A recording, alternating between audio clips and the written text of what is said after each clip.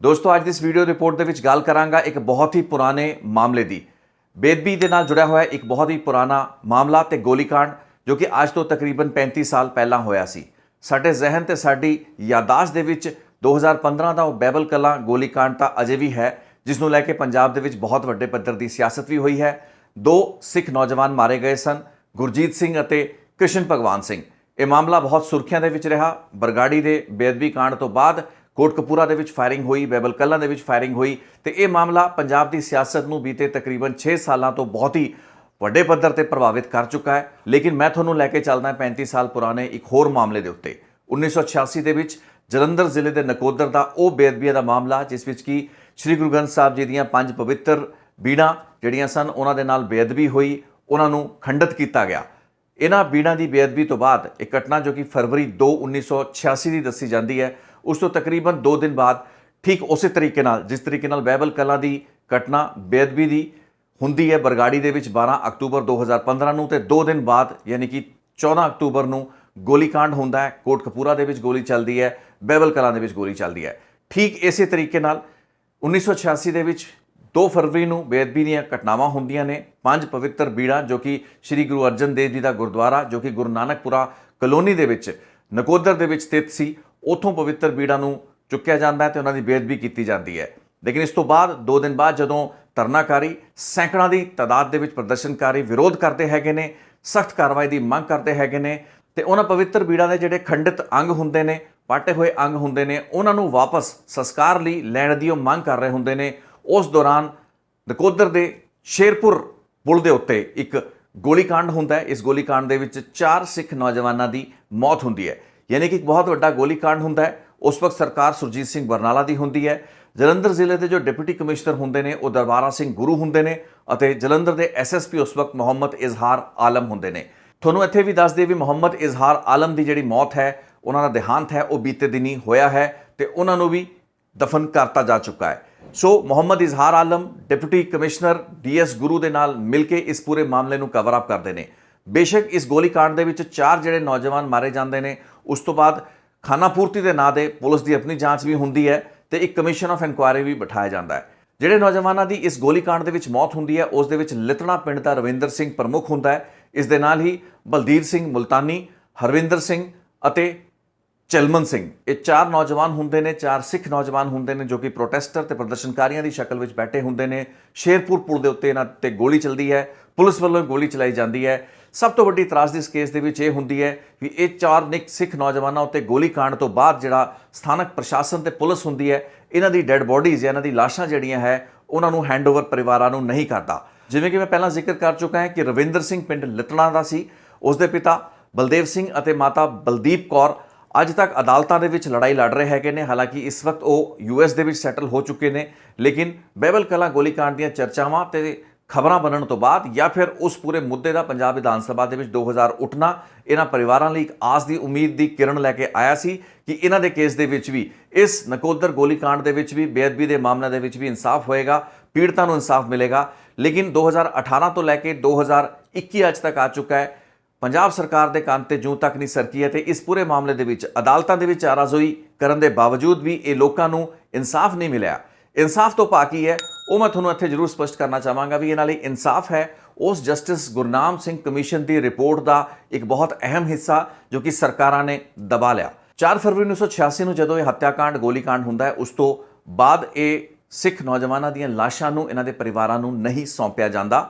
ਇਹ 4 ਨੌਜਵਾਨ ਰਵਿੰਦਰ ਸਿੰਘ, ਬਲਤੀਰ ਸਿੰਘ, ਹਰਵਿੰਦਰ ਸਿੰਘ ਅਤੇ ਚਲਮਨ ਸਿੰਘ, ਇਹਨਾਂ ਦੀਆਂ ਲਾਸ਼ਾਂ ਨੂੰ ਨਕੋਦਰ ਦੇ ਸਿਵਲ ਹਸਪਤਾਲ ਲਿਆਂਦਾ ਜਾਂਦਾ ਹੈ। ਉੱਥੇ ਬਲਦੇਵ ਸਿੰਘ, ਰਵਿੰਦਰ ਸਿੰਘ ਲਿਤਣਾ ਦੇ ਪਿਤਾ, ਉਸ ਦੇ ਬੇਟੇ ਯਾਨੀ ਆਪਣੇ ਬੇਟੇ ਦੀ ਲਾਸ਼ ਦੀ ਸ਼ਨਾਖਤ ਕਰਦੇ ਨੇ। ਲੇਕਿਨ ਉਸ ਤੋਂ ਬਾਅਦ ਪੁਲਿਸ ਤੇ ਉੱਥੇ ਦਾ ਸਥਾਨਕ ਪ੍ਰਸ਼ਾਸਨ ਬਿਨਾਂ ਕੋਈ ਰੌਲਾ ਰੱਪਾ ਕੀਤੇ ਜਾਂ ਬਿਨਾਂ ਇਹਨਾਂ ਦੇ ਪਰਿਵਾਰਾਂ ਨੂੰ ਕੌਨਫੀਡੈਂਸ ਵਿੱਚ ਲਏ ਜਾਂ ਉਹਨਾਂ ਨੂੰ ਦੱਸੇ ਇਹਨਾਂ 4 ਲਾਸ਼ਾਂ ਦੇ ਸੰਸਕਾਰ ਕਰ ਦਿੰਦੇ ਨੇ। ਕੋਈ ਰਸਮਾਂ ਰਿਵਾਜ਼ਾਂ ਦਾ ਕੋਈ ਪਾਲਣ ਨਹੀਂ ਕੀਤਾ ਜਾਂਦਾ ਤੇ ਇਹ ਪਰਿਵਾਰਾਂ ਨੂੰ ਆਖਰੀ ਮੌਕਾ ਤੱਕ ਨਹੀਂ ਦਿੱਤਾ ਜਾਂਦਾ ਵੀ ਉਹ ਆਪਣੇ ਜੀਆਂ ਦੀ ਜਿਹੜੀਆਂ ਲਾਸ਼ਾਂ ਹੈ ਉਹਨਾਂ ਦਾ ਸੰਸਕਾਰ ਤੱਕ ਕਰ ਸਕਣ। ਬਹੁਤ ਵੱਡੀ ਇੱਕ ਤਰਾਸਦੀ ਹੁੰਦੀ ਹੈ, ਬਹੁਤ ਵੱਡਾ ਸਾਕਾ ਪਹਿਲਾਂ ਹੀ ਵਾਪਰ ਚੁੱਕਾ ਹੁੰਦਾ ਹੈ, ਲੇਕਿਨ ਇਸ ਦੇ ਬਾਅਦ ਜਿਹੜੇ ਸਥਾਨਕ ਡਿਸਟ੍ਰਿਕਟ ਐਡਮਿਨਿਸਟ੍ਰੇਸ਼ਨ ਦਾ ਰੋਲ ਹੁੰਦਾ ਹੈ ਇਸ ਨੂੰ ਪੂਰਾ ਹਸ਼ਪ ਕਰਨ ਦਾ ਹੁੰਦਾ ਹੈ। ਪਰਿਵਾਰਾਂ ਵੱਲੋਂ ਜਦੋਂ ਇਸ ਦਾ ਵਿਰੋਧ ਤੇ ਰੋਸ ਪ੍ਰਦਰਸ਼ਨ ਕੀਤਾ ਜਾਂਦਾ ਹੈ, ਉਸ ਤੋਂ ਬਾਅਦ ਇੱਕ ਕਮਿਸ਼ਨ ਆਫ ਇਨਕੁਆਇਰੀ ਬਿਠਾਤਾ ਜਾਂਦਾ ਹੈ। ਠੀਕ ਉਸੇ ਤਰੀਕੇ ਨਾਲ ਜਿਵੇਂ ਕਿ 2015 ਦੇ ਘਟਨਾਕ੍ਰਮ ਤੋਂ ਬਾਅਦ ਵੀ ਕਈ ਕਮਿਸ਼ਨ ਆਫ ਇਨਕੁਆਇਰੀ ਬੈਠੇ तो उसी तरीके नाल जस्टिस गुरनाम सिंह रिटायर्ड जज ਹੁੰਦੇ ਨੇ ਪੰਜਾਬ ਅਤੇ ਹਰਿਆਣਾ ਹਾਈ ਕੋਰਟ ਦੇ, ਉਹਨਾਂ ਦੀ ਅਗਵਾਈ ਹੇਠ ਇੱਕ ਕਮਿਸ਼ਨ ਆਫ ਇਨਕੁਆਇਰੀ ਬਿਠਾਇਆ ਜਾਂਦਾ ਹੈ। ਫਰਵਰੀ 1986 ਦੇ ਵਿੱਚ ਹੋਏ ਇਸ ਹੱਤਿਆਕਾਂਡ, ਬੇਅਦਬੀਆਂ ਦੀਆਂ ਘਟਨਾਵਾਂ, ਇਸ ਗੋਲੀकांड ਦੀ ਜਿਹੜੀ ਜਾਂਚ ਹੈ ਉਹ 1987 ਦੇ ਵਿੱਚ ਜਸਟਿਸ ਗੁਰਨਾਮ ਸਿੰਘ ਕਮਿਸ਼ਨ ਵੱਲੋਂ ਮੁਕੰਮਲ ਕਰ ਲਈ ਜਾਂਦੀ ਹੈ। ਲੇਕਿਨ 1987 ਤੋਂ ਲੈ ਕੇ 2001 ਤੱਕ ਇਸ ਪੂਰੀ ਕਮਿਸ਼ਨ ਦੀ ਜਾਂਚ ਰਿਪੋਰਟ ਨੂੰ ਠੰਡੇ ਬਸਤੇ ਵਿੱਚ ਨਹੀਂ ਬਲਕਿ ਬਹੁਤ ਹੀ ਸੀਕ੍ਰੇਟਲੀ ਰੱਖਿਆ ਜਾਂਦਾ ਹੈ ਕਿ ਗੁਪਤ ਤਰੀਕੇ ਨਾਲ ਸਰਕਾਰਾਂ ਰੱਖਦੀਆਂ ਨੇ।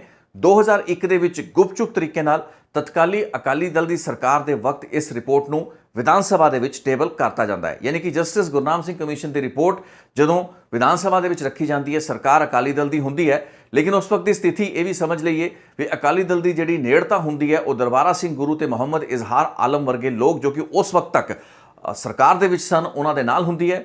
ਬਾਅਦ ਦੇ ਵਿੱਚ ਇਹੀ ਡੀਐਸ ਗੁਰੂ ਦਰਬਾਰਾ ਸਿੰਘ ਗੁਰੂ ਪ੍ਰਿੰਸੀਪਲ ਸਕੱਤਰ ਬਣੇ, ਮੁੱਖ ਮੰਤਰੀ ਦੇ ਖਾਸਮ ਖਾਸ ਰਹਿ ਕੇ 10-10 ਸਾਲ ਪ੍ਰਕਾਸ਼ ਸਿੰਘ ਬਾਦਲ ਦਾ ਸਾਇਆ ਬਣ ਕੇ ਉਹਨਾਂ ਦੇ ਨਾਲ ਘੁੰਮੇ। ਮੁਹੰਮਦ ਇਜ਼ਹਾਰ ਆਲਮ ਵੀ ਬਾਅਦ ਦੇ ਵਿੱਚ ਡੀਜੀਪੀ ਦੇ ਅਹੁਦੇ ਤੇ ਲਾਏ ਗਏ। ਸੋ ਜਦੋਂ ਐਡੇ ਪਾਵਰਫੁਲ ਲੋਕ ਸੂਬੇ ਦੀ ਸਰਕਾਰ ਦੇ ਬਿਊਰੋਕ੍ਰੇਸੀ ਦੇ ਟੌਪ ਤੇ ਪਹੁੰਚ ਚੁੱਕੇ ਹੋਣ, ਉਸ ਹਾਲਾਤਾਂ ਦੇ ਵਿੱਚ ਇਸ ਜਾਂਚ ਰਿਪੋਰਟ ਦਾ ਉਸ ਵਕਤ ਦੇ ਕਾਰਜਕਾਲ ਜਾਂ ਉਸ ਵਕਤ ਦੀ ਉਹਨਾਂ ਦੀ ਕਾਰਜ ਪ੍ਰਣਾਲੀ ਜੋ ਕਿ ਉਸ ਦੌਰ ਦੇ ਨਾਲ ਤਾਲੁਕ ਰੱਖਦੀ ਸੀ ਜਦੋਂ ਕਿ ਇਹ ਦੋਵੇਂ ਡੀਸੀ ਅਤੇ ਐਸਐਸਪੀ ਜਲੰਧਰ ਹੋਇਆ ਕਰਦੇ ਸਨ, ਇਸ ਉੱਤੇ ਕੋਈ ਵੀ ਕਾਰਵਾਈ ਸੰਭਵ ਹੀ ਨਹੀਂ ਸੀ। ਸੋ 2001 ਵਿੱਚ ਜਿਹੜੀ ਰਿਪੋਰਟ ਵਿਧਾਨ ਸਭਾ ਵਿੱਚ ਰੱਖੀ ਗਈ ਉਸ ਨੂੰ ਠੰਡੇ ਬਸਤੇ ਵਿੱਚ ਪਾਤਾ ਗਿਆ। ਉਸ ਰਿਪੋਰਟ ਉੱਤੇ ਕੋਈ ਵੀ ਐਕਸ਼ਨ ਟੇਕਨ ਰਿਪੋਰਟ ਅੱਜ ਤੱਕ ਨਾ ਤਾਂ ਪੇਸ਼ ਹੋਈ ਹੈ, ਨਾ ਹੀ ਇਸ ਉੱਤੇ ਕੋਈ ਐਕਸ਼ਨ ਲਿਆ ਗਿਆ। ਸੋ ਇੱਕ ਬਹੁਤ ਵੱਡੀ ਕਾਰਵਾਈ ਸੀ, ਇੱਕ ਬਹੁਤ ਵੱਡਾ ਕਾਂਡ ਸੀ ਜਿਸ ਦੇ ਵਿੱਚ ਕਿ ਜੇ ਸਭ ਤੋਂ ਜ਼ਿਆਦਾ ਵੱਡਾ ਕੋਈ ਐਕਸ਼ਨ ਨਜ਼ਰ ਵਿੱਚ ਆਇਆ ਉਹ ਸੀ ਉੱਥੋਂ ਦੇ ਐਸਐਸਪੀ ਯਾਨੀ ਕਿ ਮੁਹੰਮਦ ਇਜ਼ਹਾਰ ਆਲਮ ਤੇ ਹੋਰ 3 ਜਿਹੜੇ ਪੁਲਿਸ ਅਫਸਰ ਸਨ, ਉਹਨਾਂ ਦਾ ਤਤਕਾਲੀ ਰੂਪ ਵਿੱਚ ਫੌਰੀ ਤੌਰ ਤੇ ਇੱਕ ਤਬਾਦਲਾ ਕਰਤਾ ਗਿਆ। ਕਿਸੇ ਵੀ ਤਰੀਕੇ ਨਾਲ ਕੋਈ ਸਜ਼ਾ ਨਹੀਂ ਸੀ। ਜਸਟਿਸ ਗੁਰਨਾਮ ਸਿੰਘ ਕਮਿਸ਼ਨ ਦੀ ਰਿਪੋਰਟ ਨੇ ਆਪਣੇ ਪਹਿਲੇ ਹਿੱਸੇ ਦੇ ਵਿੱਚ ਇਸ ਚੀਜ਼ ਦੀ ਪੂਰੀ ਤਫਸੀਲ ਦਿੱਤੀ ਵੀ ਜਿਹੜਾ ਗੋਲੀकांड ਹੋਇਆ ਸੀ, ਜਿਸ ਤਰੀਕੇ ਨਾਲ ਪੁਲਿਸ ਨੇ ਗੋਲੀਆਂ ਚਲਾਈਆਂ ਸਨ ਉਹ ਬਿਲਕੁਲ ਗਲਤ ਤਰੀਕਾ ਸੀ। ਪੁਲਿਸ ਵੱਲੋਂ ਕਦੇ ਵੀ ਵਾਈਟਲ ਜਿਹੜੇ ਪਾਰਟਸ ਹੁੰਦੇ ਨੇ ਜਾਂ ਬਹੁਤ ਹੀ ਸੈਂਸਿਟਿਵ ਸਰੀਰ ਦੇ ਅੰਗ ਹੁੰਦੇ ਨੇ ਜਿੱਥੇ ਗੋਲੀ ਲੱਗਣ ਕਾਰਨ ਮੌਤ ਹੋ ਸਕਦੀ ਹੈ, ਤੇ ਇਹ ਨੌਜਵਾਨਾਂ ਦੀ ਹੋਈ, 4 ਨੌਜਵਾਨਾਂ ਦੀ ਇਹ ਮੌਤ ਹੋਈ। ਨਕੋਦਰ ਗੋਲੀकांड ਦੇ ਵਿੱਚ ਇਹ ਸਭ ਕੁਝ ਹੋਇਆ।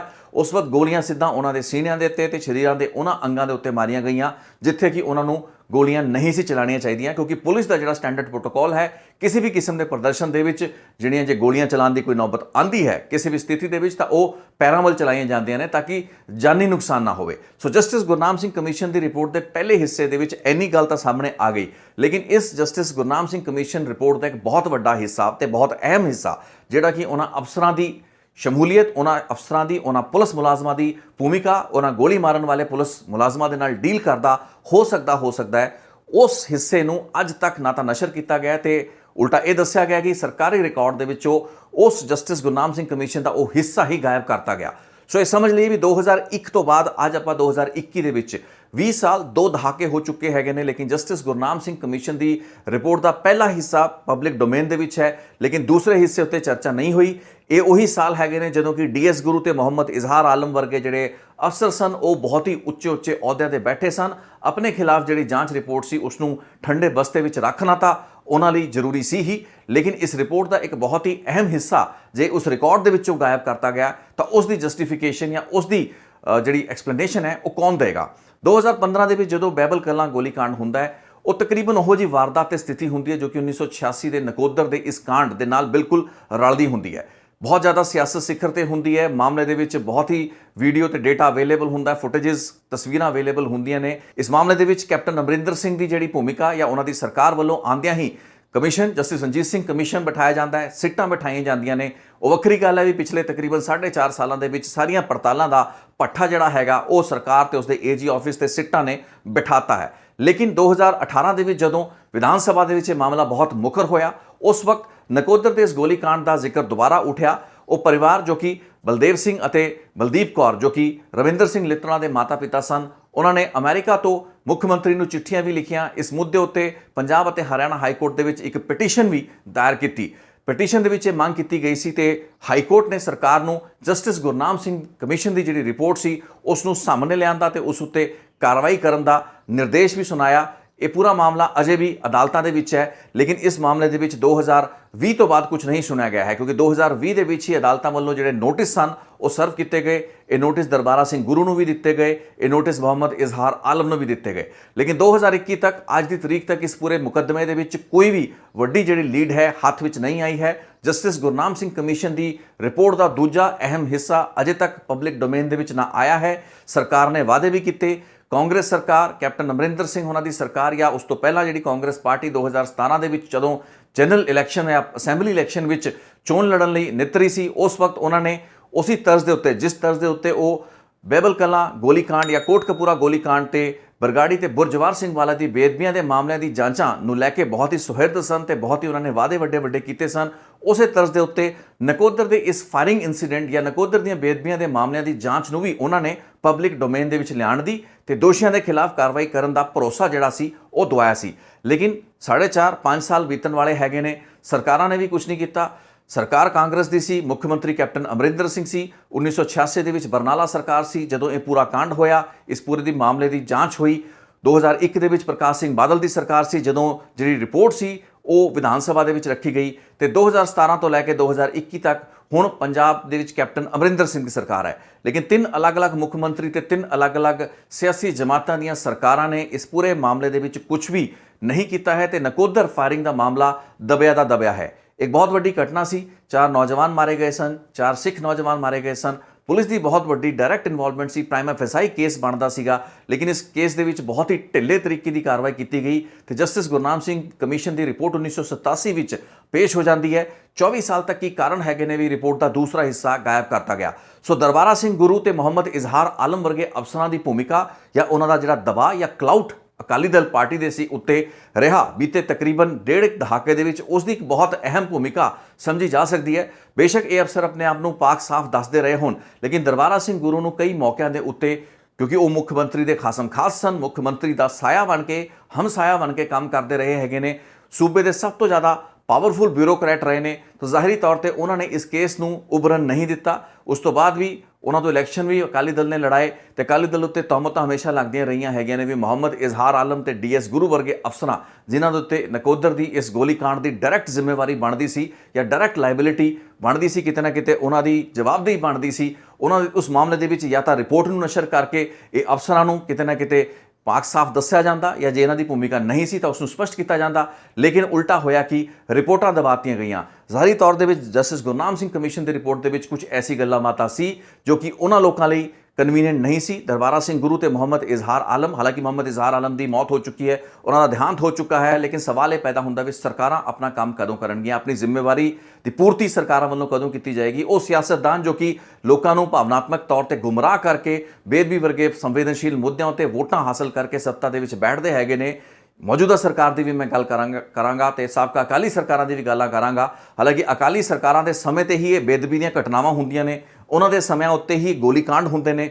ਨਕੋਦਰ ਤੇ ਬਹਿਬਲ ਕਲਾਂ ਦੋਵਾਂ ਦੇ ਵਿੱਚ ਕੋਈ ਵੀ ਫਰਕ ਨਹੀਂ ਹੈ। ਨਕੋਦਰ ਦੇ ਵਿੱਚ 4 ਨੌਜਵਾਨ ਮਾਰੇ ਗਏ, ਬਹਿਬਲ ਕਲਾਂ ਦੇ ਵਿੱਚ 2 ਨੌਜਵਾਨ ਮਾਰੇ ਗਏ। ਉਹਨਾਂ ਹਾਲਾਤਾਂ ਦੇ ਵਿੱਚ ਜੇ ਵਿਰੋਧੀ ਸਰਕਾਰਾਂ ਆਉਂਦੀਆਂ ਨੇ ਤਾਂ ਘੱਟੋ ਘੱਟ ਉਸ ਜਸਟਿਸ ਗੁਰਨਾਮ ਸਿੰਘ ਕਮਿਸ਼ਨ ਦੀ ਰਿਪੋਰਟ ਨੂੰ ਪਬਲਿਕ ਡੋਮੇਨ ਦੇ ਵਿੱਚ ਲਿਆਉਣ ਦੇ ਵਿੱਚ ਕਾਮਯਾਬੀ ਹਾਸਲ ਕਰ ਲੈਂਦੇ।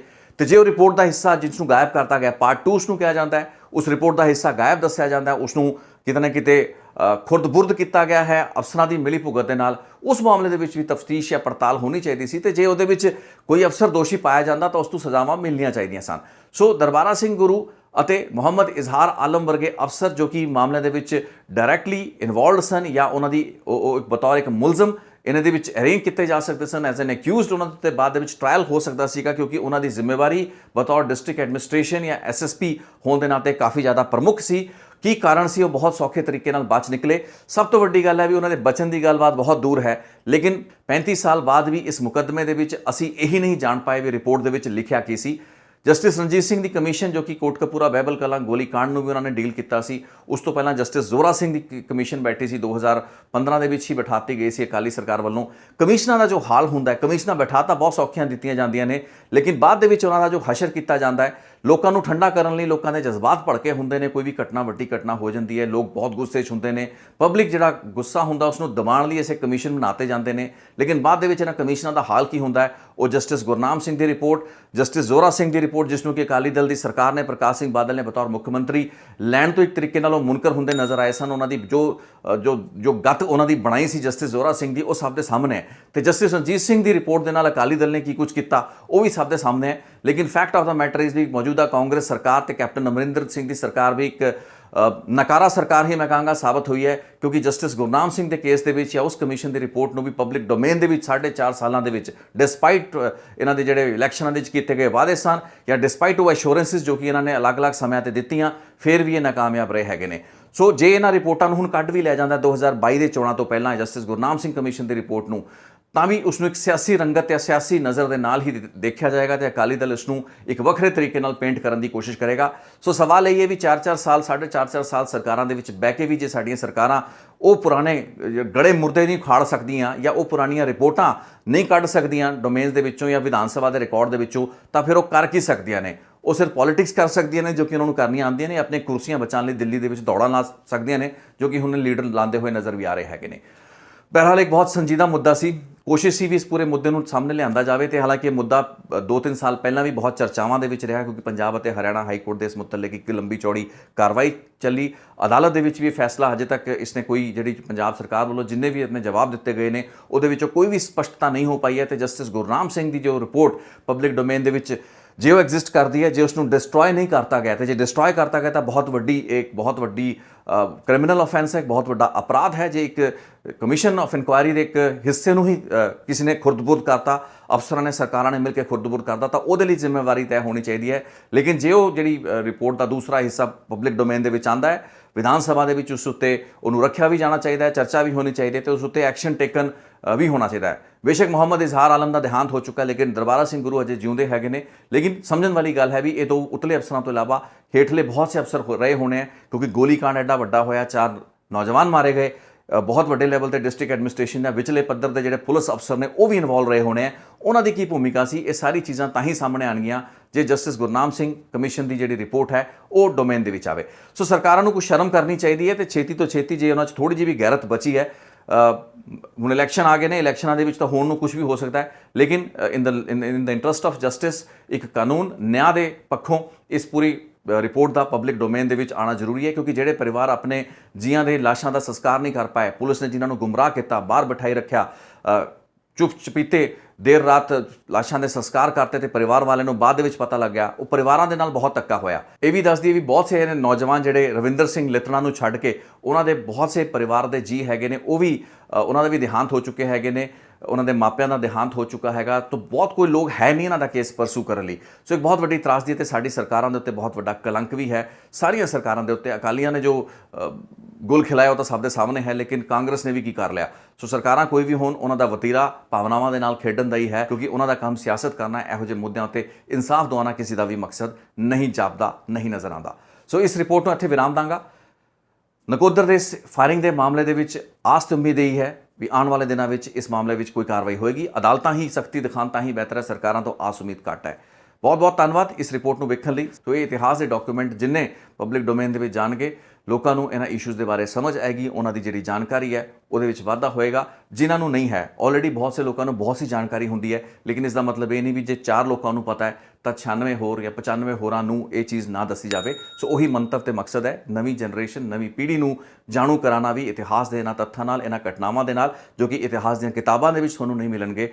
ਉਹੀ ਇਸ YouTube ਚੈਨਲ ਦਾ ਮਕਸਦ ਵੀ ਹੈ। ਉਮੀਦ ਕਰਾਂਗੇ ਐਫਰਟ ਠੀਕ ਲੱਗ ਰਹੀ ਹੋਏਗੀ। ਬਹੁਤ ਬਹੁਤ ਧੰਨਵਾਦ।